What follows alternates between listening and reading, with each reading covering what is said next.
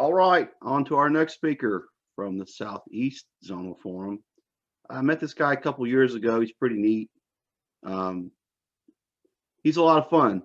I've been talking to him for about a year a lot, and it's funny how he got invited to be the speaker here. As I was talking to him, and I was like, "Hey, we need to get somebody from your zone to be the speaker," and he was like, "Yeah, I'll do it."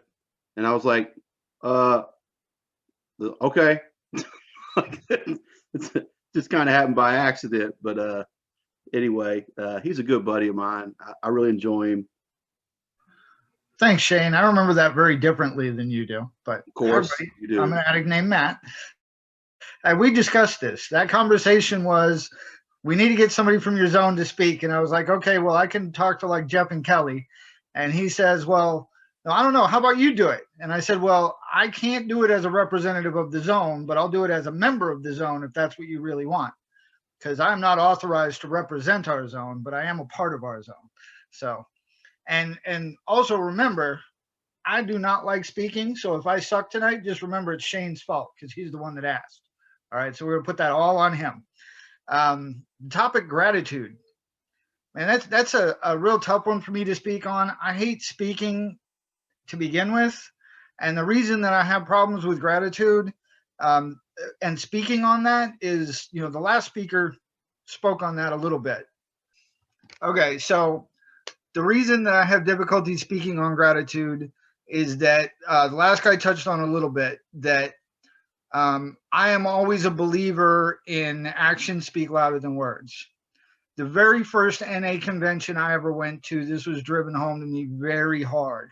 When I walked in with 8 days clean at Gold Coast Area Convention on the beach in Fort Lauderdale Beach, the very first thing I saw at that convention was a guy standing at the front desk yelling at the lady behind the counter, "Don't you know who I am? I want my room. This is already supposed to be taken care of," like screaming at him. And the host committee for the convention went over and grabbed the dude and pulled him away and, whatever. And I was like, damn, like, who is that? And then the Saturday night main speaker gets up to speak on the topic of spirituality. And guess who that person was? It was the same guy that was standing at the front desk yelling at that lady. And I got up from my seat and started walking out the door. And my sponsor grabbed me and was like, "What are you doing?" I was like, "I can't sit through this. You can come talk to me if you want." And I walked out. And I told him what happened. And he tells me, don't pay attention to what people are saying. Watch what they're doing. Watch how they walk. Not what they say, what they do. That's what's important here. People can come in here and talk all kinds of great Gucci stuff, and then watch what they do afterwards, because that's how you know who the winners are, is by watching them, not by listening to what they have to say. And that was something I never really let go of. I pretty much decided right then and there that I had no interest in ever being a circuit speaker. Like, it wasn't something I was after. And I learned real quickly, like at 21 days clean, I sat at my first area service. I was sitting at a regional service committee, at 90 days clean. That's where I went to see like what the inner workings, what was going on behind the scenes, who are the people that were really doing the work instead of talking about how good they were. And that's who I wanted to be at the very beginning. And there was a lot of ego in that for me, because, I wanted to be the guy doing the right thing, not the guy talking about the right thing. So I tried real hard to make my actions, what people wanted to follow and not what I was talking about. And that was ego in the very beginning. It really was, because I wanted to be noticed for what I was doing. And I wanted people to look up to me for what I was doing, not for what I was saying. But I was able to grow in recovery as a result of that. So my gratitude today is not what I can get up here and tell you about. My gratitude is me showing up to the meeting, making sure that door is open, that the literature's out, that there's chairs. Obviously, I haven't done that in a while. I haven't been to a face-to-face meeting in many months. So today, my gratitude is, showing up and making sure that the room is open on Zoom, so that the people that come in have somebody there, so that they know the meeting is happening. I have chaired a Zoom meeting once a week since our local area started shutting down meetings at, in March. And it's uncomfortable for me to get up here and talk about that, because this is the antithesis of what I believe gratitude is. Gratitude to me is not telling you about how grateful I am. Gratitude is a 4-letter word to me. It's WORK. That's how my gratitude speaks today. Not on what I get up here and talk to you about, but what I do. And just me here saying that and telling that to you is so uncomfortable for me, because I'm explaining the exact opposite of what I'm doing right now. And this is weird. It's really weird for me to do this, but the people that I know in this room have never seen me speak, have never heard me do anything but, share at a meeting perhaps, or chairing a meeting. And the reason for that is the people here that know me, other than probably Shane, are people that have seen me do the work and never once step out front and say, I want my name on this, because I don't want my name on any of it. I don't have a legacy in Narcotics Anonymous. Well, that's not true. I have one legacy in Narcotics Anonymous, and that's that my sponsees eventually sponsor someone else. But they don't have to know my name for that to happen. I'm nobody's grand sponsor, but I am somebody's sponsor. And to me, the most important service commitment that I have ever had is sponsor.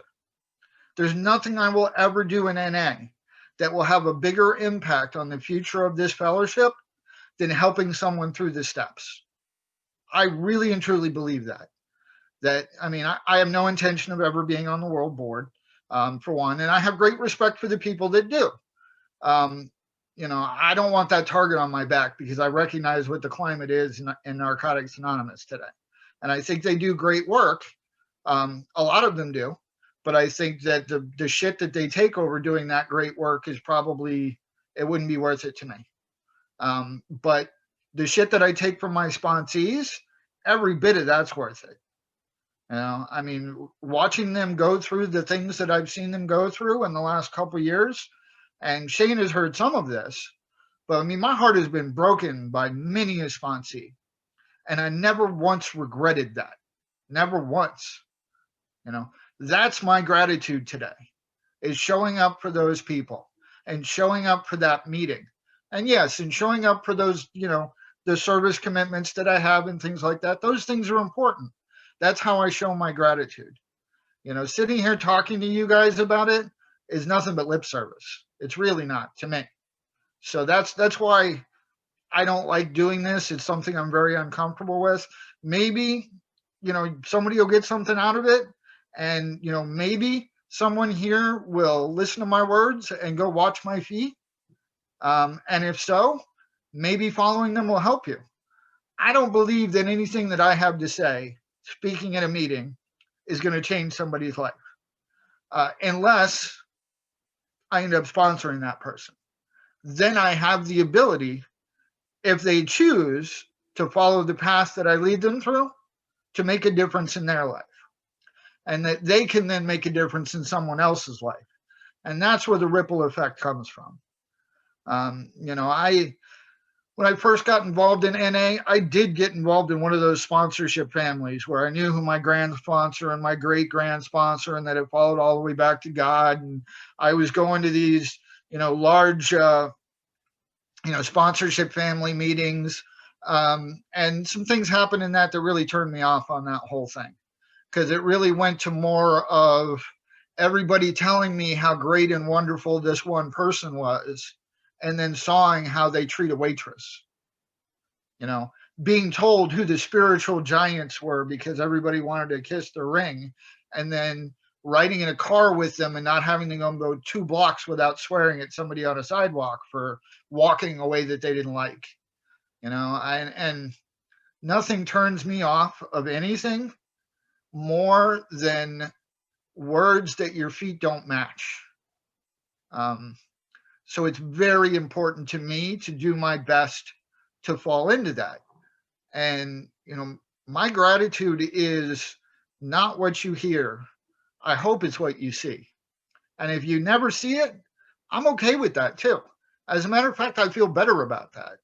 If I provide a service that actually impacts an addict's life and you don't know I did it, that means more to me than me standing up here and telling you about what I did. Because I've had some high profile service commitments. I do right now. And I enjoy that. I enjoy doing that high profile service commitment, but there's not the sense of accomplishment from that, from everybody knowing what I'm doing and for me being a communication link from one place to another, and people thinking of me as an authority. That part's really uncomfortable because I'm not. I am not an authority to anything in Narcotics Anonymous. You know, it's not my place to tell anybody what their program is unless they ask me to sponsor them. And even still, it's not my place to force them at that point. It's my place to show them where I've been, to show them what I've gone through, to show them the path that I walked, not to tell them the path they have to walk. And that's just been really important to me all the way through my recovery in Narcotics Anonymous. So the things that I have done that I'm not going to sit in here and get into, because again, that's going to defeat the purpose. The things that I am doing and I have done in Narcotics Anonymous that have had the greatest impact are the things that no one knows I've done. You know, they're the things that get an addict to a meeting that never sees my face, never hears my name. But, you know, I know that there are a lot of addicts that have gotten to meetings today because of the service work that I've done that they'll never know about. That means something to me. That's my gratitude, is being able to do that. You know, me standing up in front of a regional committee and giving a report on what's going on with the World Service Conference, I enjoy that. And I guess that does give people an opportunity to see my feet and see the work and not necessarily just the words. But it's not as gratifying to me personally as some of the behind the scenes stuff that I've been able to do. And that's my gratitude today. It really is doing everything I can to make sure that after I'm gone, people can find a meeting, people can find recovery that I may never know about, that they'll never know it was me. Like that's what drives me today. That's what I wake up in the morning for. You know, that's my gratitude. You know, when thinking about that stuff is the stuff that really wells up in my heart and, you know, almost brings a tear to my eye to know that I can have that impact on this fellowship, on the meetings, on the areas and regions that I've been involved in, without having to take credit for it. There's nothing in the world that makes me feel better than that. And that's not where I started with all this. When I got involved in service, it was for all the wrong reasons. And this was something I learned this through working through the steps and the traditions and learning the concepts. And you know, at my very first meeting that I ever walked into, you know, I saw the guy behind the desk, you know, that after the basket was passed around, it went to him and he counted it and put it in an envelope and put it in his pocket. And he was cutting people off. And my very first thought was, that's the guy in control. That's the guy I want to be, because he's the one that runs this. And that's how I'm going to get better, is running this. And that's what originally got me involved in service, is that I wanted to be the guy that ran this. And it was all the wrong reasons. And that is what brought me to my understanding today of what gratitude is for me, what service is to me, what this fellowship is to me, was having to go through doing the right thing for the wrong reasons to understand the right reasons and to understand where my real sense of joy and giving. And the basic text defines service as doing the right thing for the right reason. And I know a lot of people that think they're involved in service that are there for the reasons that I originally was. And I still think they're being of service today because I recognize their path. And if it's what helps them stay clean, I will 100% support them through every bit of it. I will let them make all the same mistakes that I did because I had to do it. And I'm not going to get up and yell at them and chastise them and tell them how wrong they were, even though people did that to me. And I'm grateful for some of them that did. But I'm not going to be that guy. You know, I love and support people through their service. And I give them the opportunity to be as wrong as they want to be, because I do it often too. As a matter of fact, the more right I think I am about something, likely I am to really learn something from it. So it's something that I've tried to learn to be more careful about, but I'm not always good at it. But my gratitude speaks when I do the work, and I don't care whether or not you know I did. My gratitude speaks when I show up and a newcomer walking into that meeting is more important than someone recognizing whether or not I had something to do with it. My gratitude speaks when someone gets clean and I see that light turn on in their eyes and I see them realize what we're all really here for, whether or not I had any part of it. It doesn't matter to me whether that I had anything to do with that. Just seeing that happen is the greatest high I've ever experienced. Better than any drug I've ever done is watching someone have that spiritual awakening, seeing that broken person become a real person again, the person that they want to be, not the person I want them to be, not the person the chairperson wants them to be, not the person the judge or the psychiatrist or the preacher told them they needed to be. But when I see them finally realize that they're a good person and that they are happy being who they really want to be deep down in their heart, it doesn't matter whether I had anything to do with that.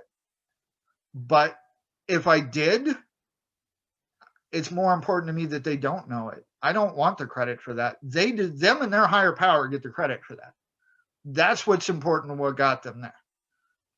I see you, Shane. Are you about to put up my warning? You leaning forward there? I'm about running out of stuff to say anyway, and I think we're rambling on. But thank you, everybody, for being here. And I love Narcotics Anonymous. And don't take my word for anything that I've said here. Give it a try. Don't listen to my words. Watch the feet of the people around you. See where they go, because they're the ones that are going to lead you to that spiritual awakening. Thank you for letting me share. Thanks, Matt.